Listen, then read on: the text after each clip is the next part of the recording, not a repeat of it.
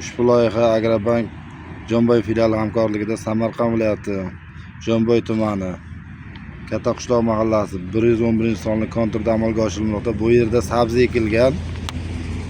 Yerning umumiy maydoni jami 10 gektarni tashkil qiladi. Bu yerda ekinlar zamonaviy usullar bilan parvarishlanmoqda. Hozirda ekilgan ekinlar unib chiqqan, rivojlanish jarayonida. Ekin davomiyligi 100 kun, 110 kun tashkil etadi.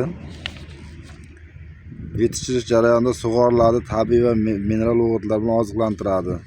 Ushbu loyihada 20 ta dehqon xo'jaligi bo'lib, har biriga 50 subsidiyadan tashkil qiladi.